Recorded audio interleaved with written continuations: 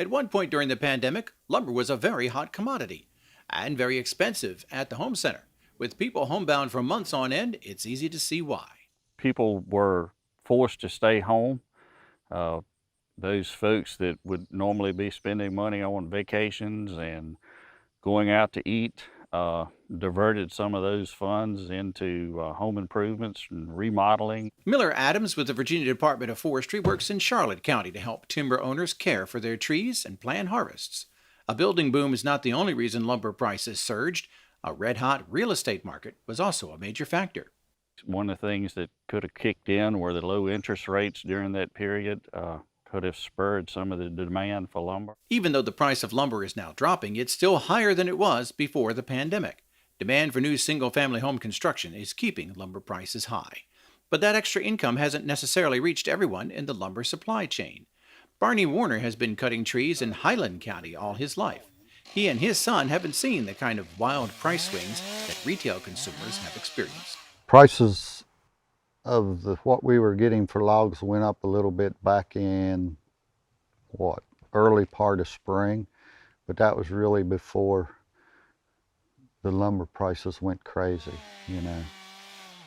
They finally went up some. It really doesn't trickle down anymore. I mean, it's like we've been getting the same thing for logs for years and years and years, basically.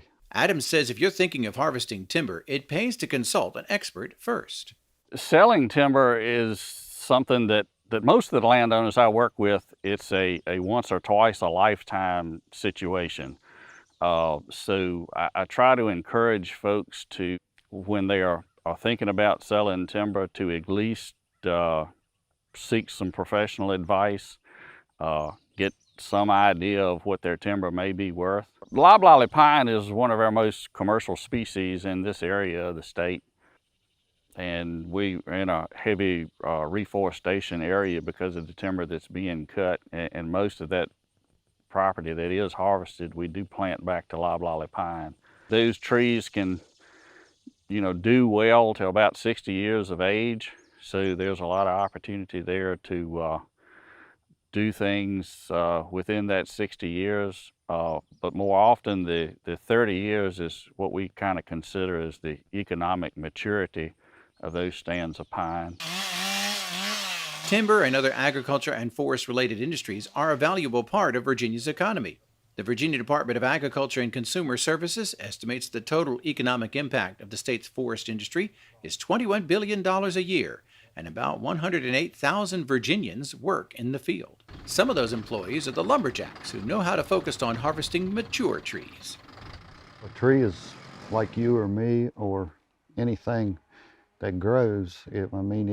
It's got a life expectancy of so many years. And when it gets to that point, it's time to cut it. That's why I say we do a lot of select cut. We go through, which we've done here, go through this foresting and cut all the big mature trees. And then we leave all the younger, nice trees that's not got disease or damage to grow. Modern tree harvesters must meet state regulations to reduce or eliminate water runoff. It's all about being good stewards of the forest. It's a renewable resource. We've cut in here now. A lot of this territory will sprout back up in little sprout young trees and stuff, and it'll reforest itself.